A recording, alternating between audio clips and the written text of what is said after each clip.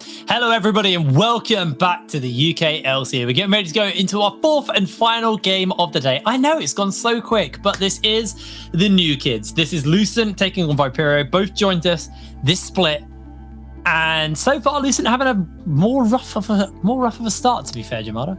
Yes, and definitely one of my big criticisms of them was okay. It's great that you have a 10-man roster.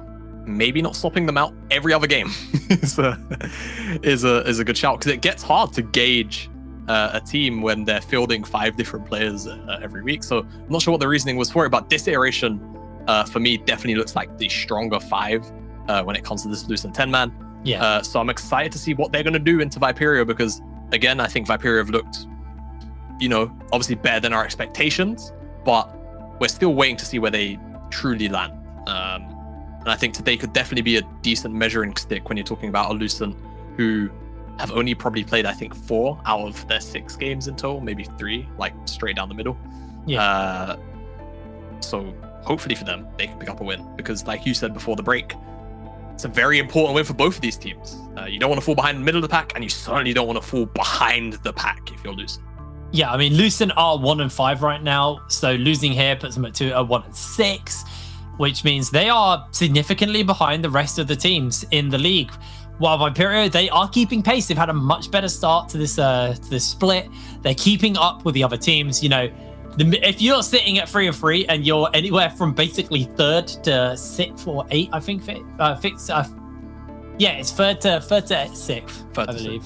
3rd to 6th. Yeah, it's 3rd to 6th. Wow, okay? I'm so bad at my job. Do you want me to take over again?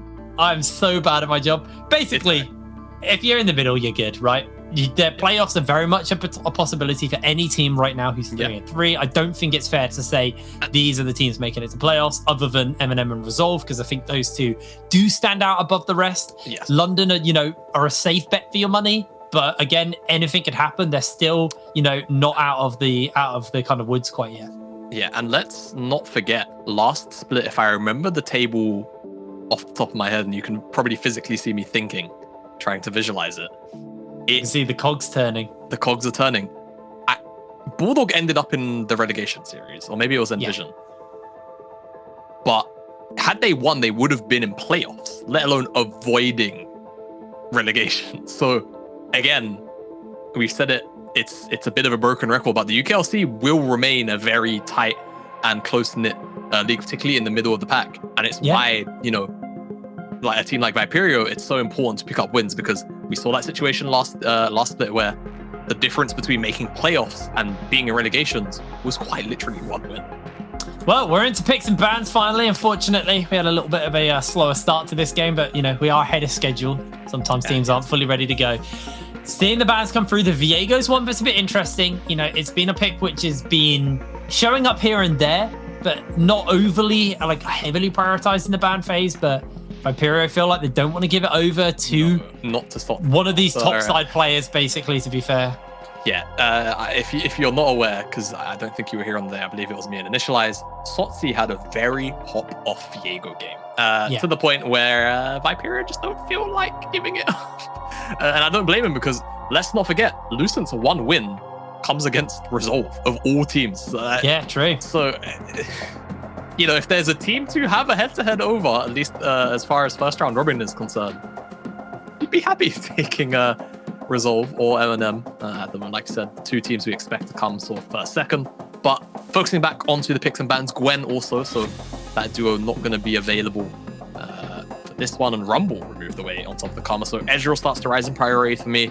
With Varus gone, you might also see Thresh be sort of higher prio here for Viperio 2, and Nocturne is going to be removed. So like we said, Ezreal, Thresh saw the picks I'm expecting. Xin Zhao is also up and available, another very frequented pick. But Lucent say to hell with all of the meta stuff. We're going to first pick Set. Gonna be their pickup again, a flexible champion. We've seen it mid, we've seen it top, we've even seen it in the support role. I say flex a lot, I talk about flex a lot, but it kind of really is the meta right now, and it's how drafting goes. And in a way, I quite like it about this meta. There's some things I'm not massively keen on. Our games are very one-sided and snowbally for the most part.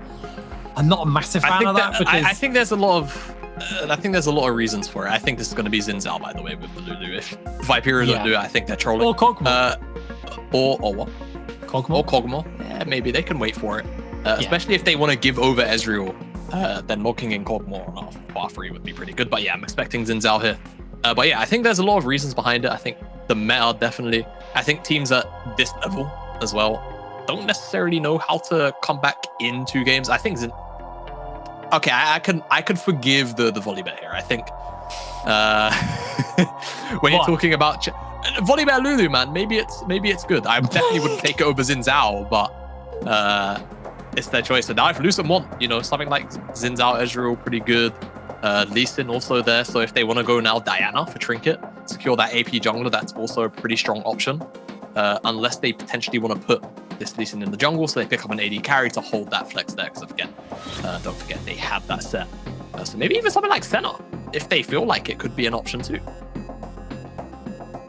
Wonder what they are going to go for here. So it looks like the Orianna's going to get picked up. So it's Orianna's always been a pretty safe blind pick mid. It can always, just quite happily hold waves. It synergizes well into team fights as well when you got that big shockwave. You put that onto Sutsi on the set and he slams in, or depending where or because they could put Sutsi in the support role, but either sorry, not Sutsi, the set in the support role. It's also a bit of an odd one. Actual person swap there, but even so, you have the ability to kind of synchronize the setup with the shockwave.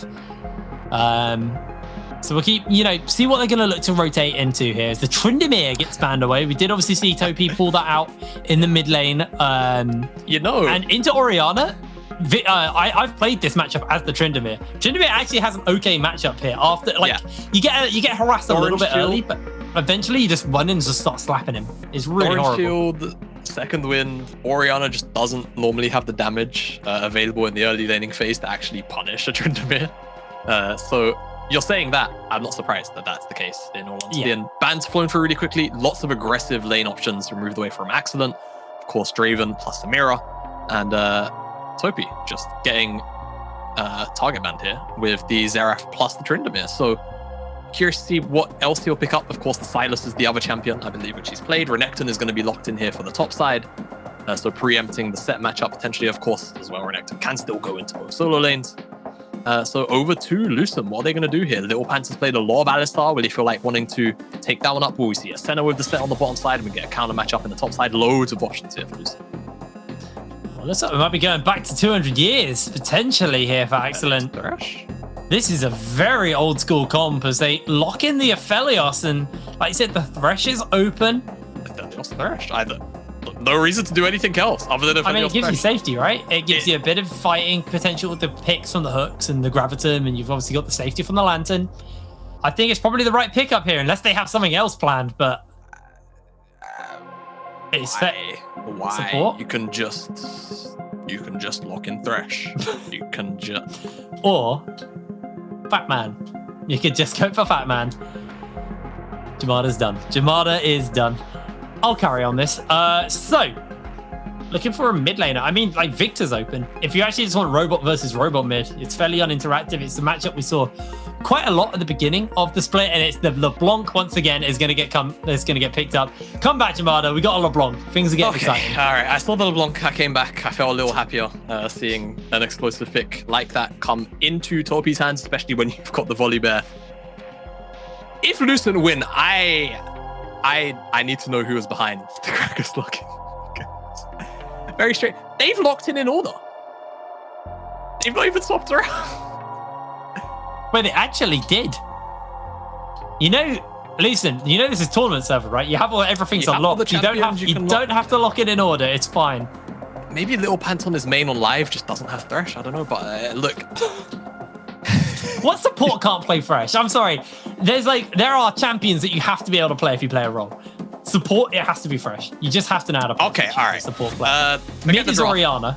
Yeah, forget the drafts, because I think they're relatively standard. Lucent want to scale to 2 items. Lucent wants to probably attack the top side of the Renekton or the bottom side. Basically shield any ganks from the Volibear, and then on the Viperio side, it's making sure Lulu gets 2 items. You want to try and snowball the LeBlanc mid-jungle combo, and that's kind of it. Renekton lane is whatever. Yeah. Let's go back to this topic. Yeah, Orianna's definitely the mid lane pick. You have to play Orianna. You have to be able to play Thresh. Yeah. What's the jungle pick? You're the jungler. Okay, I'll let I'm you the say jungler. I mean, historically, I feel like it's been Lucent. Yeah, I almost agree with that. I think that Lee is kind of that champion, but he's also such a high skill cap champ. But I mean, you can use the excuse for Thresh too. So in my eyes, if you play jungle and you can't play Lee Sin, either your hands don't work, I think Lee is the jungler. Yeah, I think Lee is probably the jungler. Obviously, in this current meta, it's maybe not like so applicable, but historically, yeah, but we're not talking current meta. We're talking if you play this role, you need to know how to play this champion. I would argue AD carries Ezreal. Yeah, no. I feel like totally Ezreal is the AD carry. Agree. You have to know how to play. Totally I couldn't tell you top because top is the lane I don't play. Okay, so I think as far as top lane is concerned, I think it's just like mostly tanks. Like you have to know how to play, I don't know, or something like that. But it has to be one champion. It has to. Every top laner has to know this one champion. Maokai? No. You know what? Obviously, we're on a bit of a delay, but I'm going to request top laners in chat to put their champion in. Yeah, what they think. That's a good one. Cho'Gath. And I'm going to chat, help us if any top laners available. All right, this has to be a group effort because I don't actually have Twitch chat open. So no, it's fine. Production. You need to keep us updated. All right. We have Discord. Keep us updated and on what teams are going on. Max, you hearing me? I want to know what. Yeah, I want to know what top laners chat feels like. Every top laner should be able to play. I'm leaning into Ornn personally. Yeah, but he's so new. It's like okay, Renekton then. Honestly, it might be Renekton. It could actually be Renekton. It genuinely could be. He's a relatively I feel like Na's another champion. one as well. Nah, yeah, okay. I think top is actually fairly open in this sense. Yeah, because we were in hard agreement on all the four lanes below top. I mean, I feel like it's because obviously, as time's gone on, you can play a lot of things in a lot of different roles. Yeah. But when it comes to top, it's such a versatile lane. And there's a lot of things over the, space of League of Legends being a competitive game that have been played up there, right? You've seen tanks, you've seen damage carries, you've seen bruisers, you've seen mages. We get a lot up in the top lane. So I mean, we've seen champions play a completely different style in the top lane, right? But would be played somewhere else. Tank builds. We've seen loads of things. I mean, remember we used to have Tank Gragas up there? Oh, yeah, I mean, if we want to go back to the days of hell, Tank Fizz and Echo. Oh my, I forgot about Tank Fizz. Oh God, how could I terrible forget? Timeline that was. Oh, Tank Echo was awful as well. Yeah, because he had the ultimate, so he would regen all the HP back, and his base. I mean, we talked about so this previously, but Tank. Yeah. Do you remember Tank Elise? I mean, Tank Elise was like acceptable. No, because all right, the way that I looked at Tank Elise was that it was played in the jungle anyway. In a lot of competitive games, they were so slow that the damage didn't actually matter, and it was more about Elise, hitting Cocoon. Yeah. So you can understand Tank Elise. Those were truly the dark days, though, because that was back when junglers would buy Sightstone, supports would have Sightstone. It was a constant battle for vision. Games would go for like 45, 50 minutes. On a balance note, I feel like that was one of the less enjoyable things that the balance team did. Was remove vision control. Yeah, no, not Sightstone per se, but like taking vision control away from junglers. It sped the game up, though. It really sped the game up, which was very entertaining. I'll say that, and I think that was the goal. But I don't know. I always felt like, support jungle is always the thing that's spoken about as the duo, right? It felt natural that both sides of the duo had control via item paths in vision. I don't know. It always just made sense to me. Yeah, I mean, I agree to a point, but it's just like from a viewership point, as a viewer. We don't want 7 wards around the mid lane, so no ganks happen. Wards are like they're a great tool, but they are in a way anti-fun at the same time. Right? Because if you know where everyone is at all time, nothing happens. Yeah, I guess. I mean, I can understand it, but what I'm saying is Timbersaw or a Hunter's knife back. Whatever it's Tracker's knife. Tracker's knife? Tracker's knife is not anything I want to see again. Also, I remember when they took it out of the game. Poor Lee Sin, man. I mean, Lee Sin's. Sightstone and Tracker's Knife going made Lee Sin's life really hard. He literally was a non-champion for so long. It was actually Now he has to buy control wards. The hell's that? Buy control wards, yeah. But focusing back in on the game, nothing's actually happened. But Viperio have a 600 gold lead through. Huh? Shit. That. Why? Okay, I mean, it's 100 mid. The wave was collected in the bottom side. That was strange. Mostly just CS increments being accrued across the board. But that, I don't know. That was kind of weird. I have an update, Jamada. Oh yeah. We're apparently seeing a lot of Scion in the chat concerning top lane, and you know what? I think that might. That's a good shout, chat. Scion and Camille apparently are the two ones we're seeing the most of. Camille. I wish we had like a vote thing. You know, spam this champion. What? I mean, we could. Hey Max, can you put a straw poll together or something? No, I don't think a straw poll. I'm pretty sure you could. We have a poll. Yeah. Max, type in every support into your API and get this going. We should have thought about this earlier. Yeah, we should. You know, maybe it's on Twitch to step up their poll game. That's what we need. Maybe. Interactive polling. I know if we spoke about polls, if Orcs was here, he would make the Pokemon Go joke. Pokemon, go to the polls. Go to the polls. What? God. I'm so glad we're past that at the moment. We're not past that. That's the problem. It's Dan. He'll never get over it. Oh, we're not past it with Dan, but we're past it as a collective, as a community. I miss Pokemon Go. I never played it.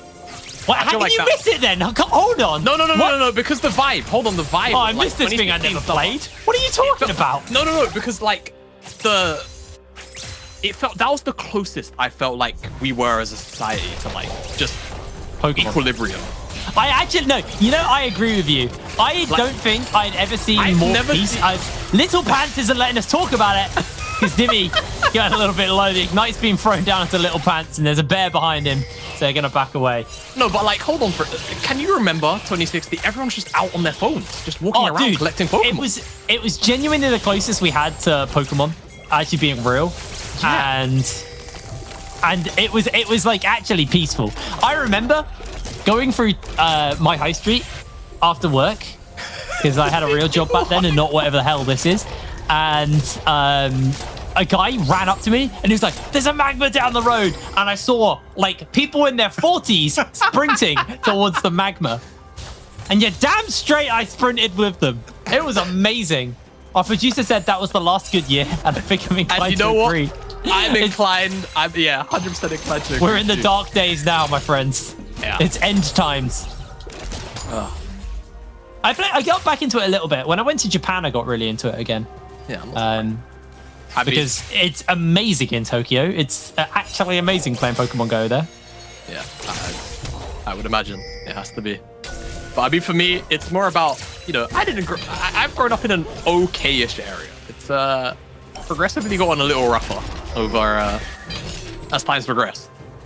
But I knew from as soon as I saw the hooligans get Pokemon. The what? The hooligans, bro, the hoodlums. All of them. As soon as you see that kind of unity, you know. You absolutely know that Pokemon Go has created something special. And that was the good thing about it to me. Yeah. Like, there was a genuine, like, union of the people. Anyway, I think that's enough Pokemon Go to.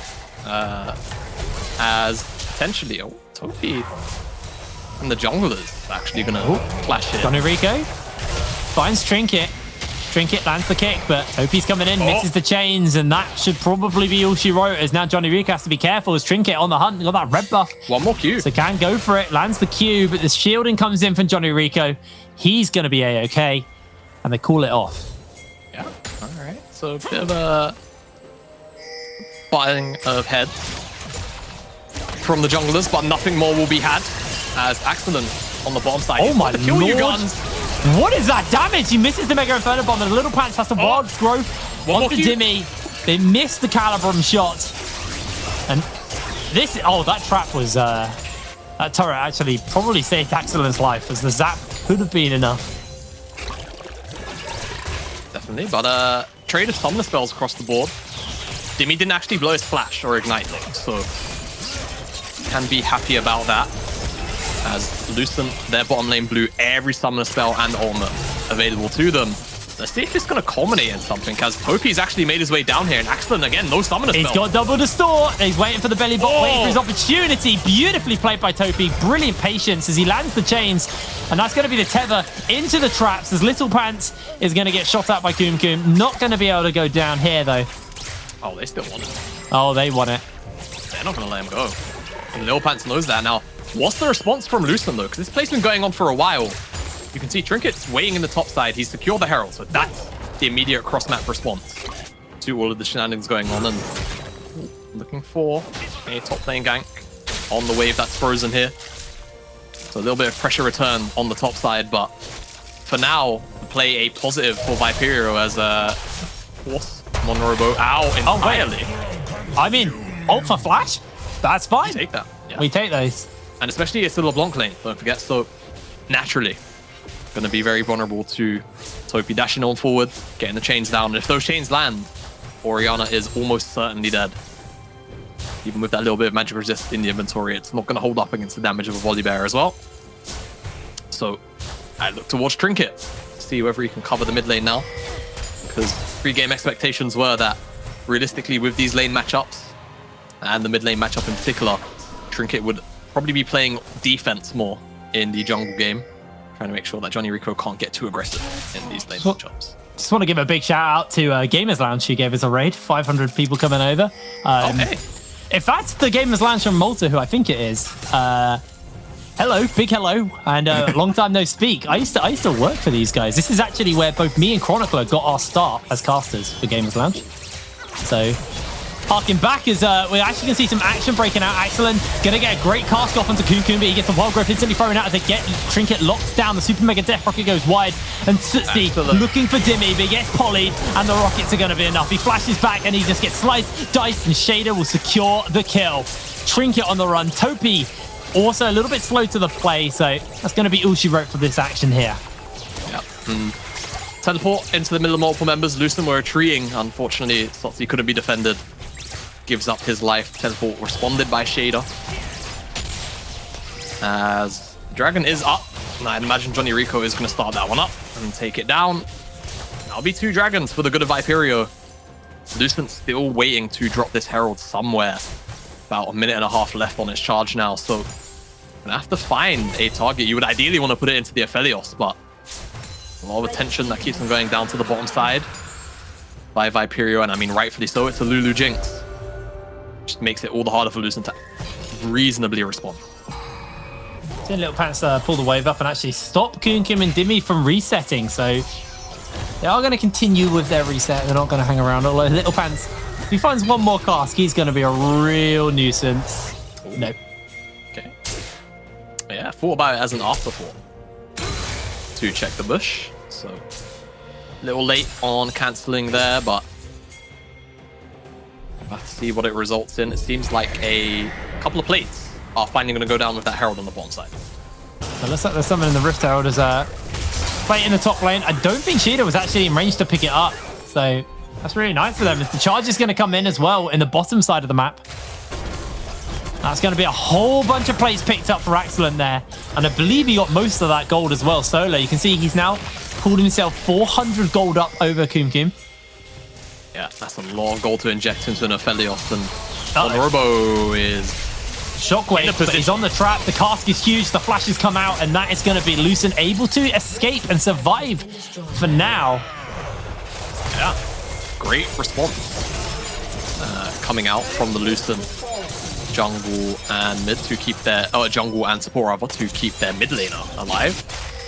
As Johnny Rico doing some counter jungling on one side, as Trinket does the exact same thing on the other. Map in a bit of a pseudo split at the moment. We'll see if Lucent want to try and break it on their reset. Uh-oh. You can see Shader been getting a lot of plays, and now Sotsy about to be the recipient of a dive. They've got the ulti as well coming in from the Volley Bear as they do slam into Johnny Rico, but the chains land from Topi, and Topi just continues the chase. The Ignite comes down, and Sootsie is cooked. Topi secures the kill. Yeah. Pretty standard dive. Doesn't even use the Stormbringer. That's it. Pretty sure. Oh, what name? Right? Volley Bear, Stormbringer. It is Stormbringer. Sky Splitter is the shield. As I always Trinket get confused. Ward hopping in, but Dimmy's here, and I don't think Trinket really wants to chase any more of a Lulu about. Nope, absolutely not. Lulu, very irritating champion when it comes to diving forward in general. And Darren Ecton, very, very powerful at the moment in terms of sort of just XP. You can see he's 2 levels up on Sotsky at the moment. Doesn't quite have the item completion in his pocket, but just on XP alone. Joint highest with Monrobo in the game. Trinket. Snuck it. Trinket places the ward, but Johnny Rico able to smite it in time as Little Pants is maybe looking for Shader, but Shader actually going to find out Little Pants is the belly bop will dissuade the Crocodile as a Calibrum hits an excellent. As a Crocodile Hunter there. Doing some serious damage to Shaden. Now with this, Viperio need to pull people up towards this top side to help Shader, who just keeps taking Calibrum after Calibrum shot. Yeah, and you can see the rotations starting to come out a bit. There's that long lane in the bottom side where they lost that tier 1, so they know they won't have to respond for a little while on the wave. So Kum has now moved up. You can see Johnny Rico and Toki potentially walking up to support their top laner, who's actually just reset. So just sort of juggling on the lane assignments. You can see Shader actually started to walk to the top side, but he's now going to go and match Sotsky as Toki will take control of the top side. No, he's actually walking back up to the top side, so he's just trying to not miss waves. I think, is Sotsky holding a freeze on the bottom side of the map too?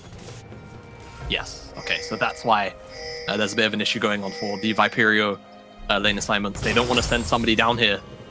It's a bit of an overextension. They'll have to commit multiple members, and they also don't want to go up the Herald. So this is a great freeze by Sotsky. And Viperio, Shader in particular. Yeah, a lot of damage put into him as he has to flash away.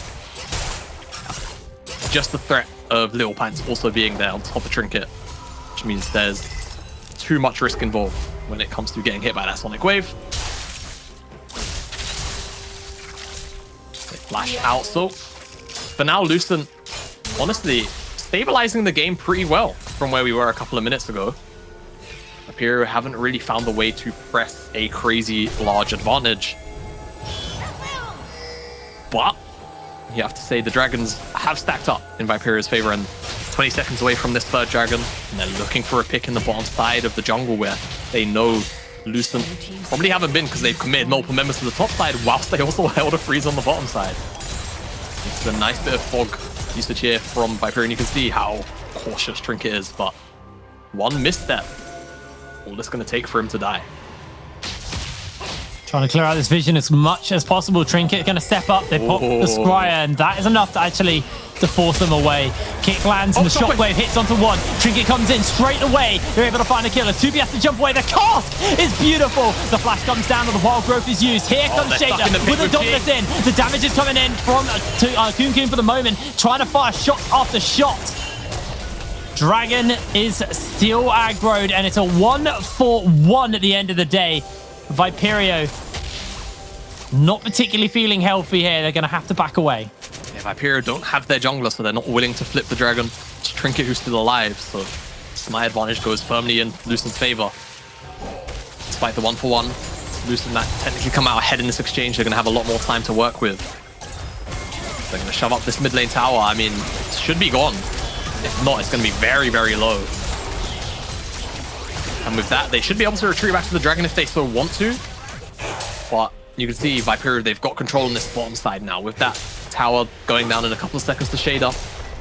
You also saw Topi in the bottom side river on a lot of non-vision. So they have to yield this Dragon. So third Dragon will go over eventually to Viperio. Now Lucent have to worry about potential of a very early mountain storm.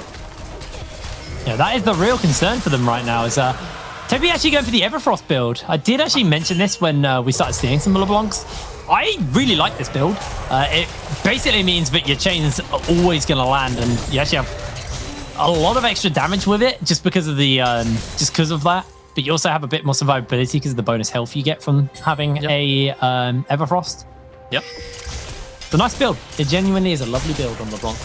It is, and I think especially in a game against an Aphelios who doesn't necessarily have, you know, a whole bunch of, you know, typical protection, having the additional sort of slow field and potential route onto a champion like Aphelios is very, very handy. And Monrobo too. If you're able to get the chains into an Everfrost or just vice versa, it doesn't really matter.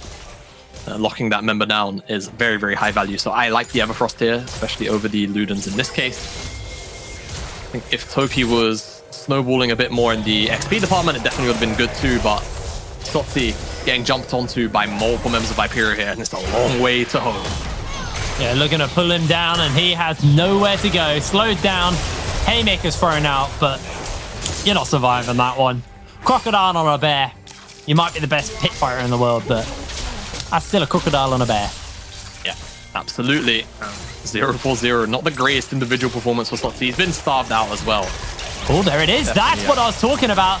The cask is not going to do much as the chains continue and the kick comes in. Topi trying to jump away. The Wild Growth's using. Here is the Stormbringer. The kick comes down, but Dimmy able to slow and poly trinket as the shockwave lands onto 2, but it's only to disengage for yourself. As this fight is done, Viperio are going to take it. Yeah, the Baron's up, and I think Kumkum's 2 items are accelerated. So it could have been an option to go towards that Baron as it's just spawned, but they don't have to take the game at such a fast pace. You can just take down this mid-tier 1, though. It might just about be defended by Monrobo. Seems like that will be the case. Viperio just look to back off, and I think that's okay after finding 2 picks like that. I mean, there you go. You see the power of the Everfrost. Easy pick up onto Little Pants. There's double chains and Everfrost. You're just not moving for like a good 7 seconds. It's really rough. It can get a bit ridiculous. And obviously I highlighted the target to Baxter and the Monrobo, but Little Pants is still a squishy Gragas at the end. They've only got a battle song. Surely it's battle song, rather. No one calls it battle song. Well, you just did. I did. Obviously another relatively viable target. Even burn through the Aftershock too. Yeah. And not mattering too much in that case. Like you say, the CC duration is just that long.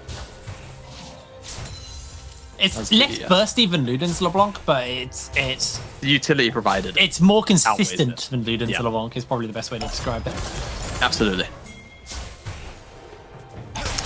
Fight HUD is currently up, and that might be why. Into the chains. It's still bursty though. Excellent will lose his life as Kukin gets the kill. 2P. They actually ulted the clone. It was a bit of a double. Plus it's a double kill. Has been picked up for Kukum, making the triple kill. Sissy's taking a lot of damage here as Dimmy's trying to get a little bit more damage off. Kukum not going to chase for the quad. That was amazing. I don't know if Dimmy pressed the wrong button or if that was just insanely big brain, but they wild growth the clone, so they committed to the clone for the kill. I'm gonna go for the former. I'm gonna go big brain. Dimmy. I don't think Dimmy ulted the clone in hopes of baiting Lucent into the play. I've got a feeling Dimmy just didn't know which. Oh, it's honestly, obvious when they're on your team. They're different bloody color. It happened so quickly that realistically that could have just been a miss. I'm just gonna say it. I think it could have been a misclick. I think he was looking for the correct LeBlanc. All right. I think the fact that it happened to the clone meant that Lucent felt a little more comfortable committing. Sure. But I'm not going to give him that much credit. All right. That's fine. Glass half empty. All right. Yeah. As a... Oh, boy. Oh, Trinket. You're about to get Everfrosted, friend.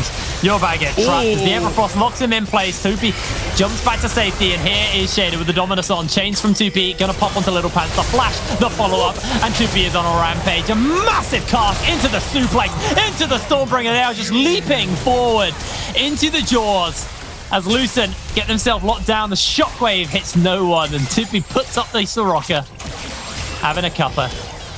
Feels like it's been this mounting pressure from Viperio for the last... Oh, Crocodile. What? Graviton? Oh, hold on. They actually might lock the pair of them down as Shader going to lose his life. Kunkun getting a lot of damage off, but also eats a lot himself as 2P comes in with the Everfrost. able to secure the kill. That's an excited Jinx, but they won't chase for more. Dragon will get picked up, and this will be Soul to Viperio. Yeah, and Viperio just looking really strong. We said it's been mounting pressure. The kill score doesn't necessarily tell the full story of this game. Neither does the gold, it feels like. Well, I mean, 14 kills at 24 minutes. But it's just felt so slow-paced, I think. Like I said, mounting pressure, I feel, is the more accurate descriptor of this. As replays on our screens, yeah, no one can deal with this big crocodile, unfortunately. And the diving power of the volley bear also coming out in force, and Topi, real nice dodge away from the shockwave. Just presses the W key back out, and I don't know how Monrobo wasn't actually in range to be stunned up by the Ruthless Predator, but somehow he wasn't, and Kum, with the assistance of his mid laner, puts down enough damage to allow his mid laner to pick up the kill onto Accident. And we did say we wanted to see Topi get going with Johnny Rico here on the LeBlanc. And he's certainly done that. And Kum, since he's hit 2 IMs, I mean, even before that, really has been picking up kills left and right. Been a core reason as to why Viperio have been able to find so many kills of all the damage. And I look over to Lucent and I say, okay, your IM spikes now. You actually look at the inventories. The IM discrepancy across the board isn't that terrible. Considering the kill score, if you remove the gold, you would think that Viperio would be honestly monumentally ahead, but I think even though the Soul's here, all it could take is one good fight for Lucent to turn this back into a competitive game. You're absolutely right, and they have the tools. They really do have the tools. You have a shockwave, you've got 2 items on your Orianna. Monroe able to do a lot of damage, but has to be so careful because that LeBlanc 507. Medjai's almost got the Void Staff finished up. So he's starting to do some significant damage here and some serious work for the team. Exactly, and at this point, Viperio can start to play Fog if they want to. They've had control of the map for a majority of the game, and they've been playing Fog quite well. But now with the Baron up, definitely looks like they can do that. They can catch these waves up high, force Lucent into an uncomfortable position. But the issue I feel for Viperio is against the Lucent composition, you don't want to be in the Baron pit. So I wonder if that's going to actually dissuade Viperio from starting up Barons, because you don't want to have to deal with Shockwave plus, you know, Moonlight Vigil and maybe a Set Element at the same time with a Gragas Cask chucked in there for fun. Seems like the makings of a mosh pit, if you ask me. So more like a squash pit, to be honest, mate. Yeah, exactly. So I don't know if Viperio will actually start the Baron. I think if the Elder Dragon comes up, which the likelihood of that happening is pretty high in my opinion. Well, 3 minutes, yeah. Then we will see a full-out skirmish for that objective. But in the Baron, no way. I think especially the side that we're talking about, Viperio have to commit sort of deeper into the river, whereas Lucent kind of have to check in. They have to poke their heads in, and they can see if they're on the Baron. The geographical advantage of being on blue side is if the red side start up the Baron, it's a hard path to retreat. If Toby can find Monrobo here, that could be the opportunity. Goes in for the Everfrost, goes for the double distort. Yeah. Got the chains on, Shockwave gets blocked, and Monrobo gets chunked out heavily. Now Toby has to be careful, got the flash, able to dash away to safety, and now the Shockwave is chunked and burnt out. Maybe Viperio feel a little bit more comfortable, as Toby actually was 2 levels down on Monrobo when they did that fight. Yeah, there you go. Baron finally going to be started up, but even without the Shockwave, you still have to worry about so many of these tools, and I think you can kind of see they know they've got pressure in the bottom side right now, but they're responding to the teleport. Sotsi almost teleporting into no man's land. Bot lane? They got it. There's a crocodile in their base. Oh no, not like this. I mean, this was really smart. They just pull all of Lucent over to the Baron. Lucent have to respond. They can't lose Baron here, but they weren't able to properly defend. They thought they were going to get a team fight, and it was just an instant disengage from Viperio. They played this so smart. Shader able to take the tower, probably won't hang around for the inhibitor unless they can really pull them in. As Johnny Rico gets himself caught out, has to pop the ultimate, trying to jump away to safety. Teleport's coming in. Here comes the Crocodile onto the flank. Topi finds Axelin with the Everfrost, with the lockdown, with the burst. Axelin's doing some serious damage. Hits him with the Moonlight Vigil. And Shader jumps in forward. Trigger's already lost his life. A big rocket comes in from downtown. And Johnny Rico, the cask is not going to be big enough. The shockwave not going to do enough damage. And that is the team fight in favor of Viperio. That is 4 members down. Yeah, and the impending pressure finally delivered in a pretty decisive blow, in my opinion. Viperio take a fight 4-0. They should be able to secure the Baron, and with the Baron, that Elder Dragon spawns in a minute time. More than eclipse the spawn up of that objective with both the Mega buffs. You would expect Viperio to be able to close out the game. 18-3 kill score in favor of Viperio. The gold lead, only now finally it feels like it's ballooned out to something that feels tangible. 8,000 gold now as Baron in the back pocket, so we'll get the replay. And honestly, Johnny Rico, no business pathing this way. I'll put it that way. As eventually the re-engage comes in from Viperio. Axelin almost 1v1s Topi, and I feel like a lot of that has to do with the XP difference that Topi's been suffering from in the mid lane, but doesn't quite matter in the end because Johnny Rico is able to flash out over the wall and finish up what his mid laner started, and the rest of the Lucent health bars just weren't capable of putting up with the Jinx damage. It was a rough fight, but this has to be the decider. Elder Dragon plus Baron is a death sentence for Lucent right now. I think the Baron might have been the death sentence, Jake. I think you might be, but I'm trying to be optimistic here, mate. Double stopwatches on 2P and Kum, GA and Sterix on to the Crocodile.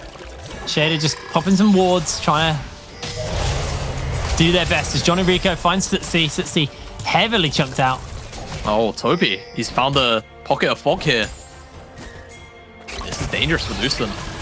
They don't move forward. Trying to jump in. Looking to come home. Watch for Topi. Over the wall they go. Double distort will be necessary. The shockwave, it's too little. It's too late. Elder wasn't even needed. They able to take themselves 4 kills once again.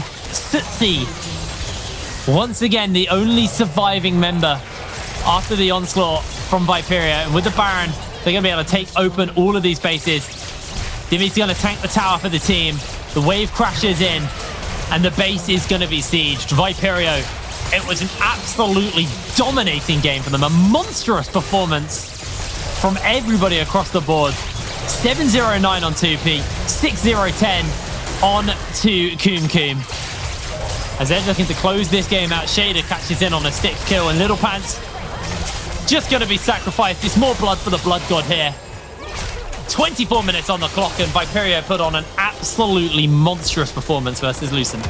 Yep, definitely very one-sided come the end of it. You felt in the early game, once the pressure stopped mounting for a little while and the stabilization of the game started to take effect.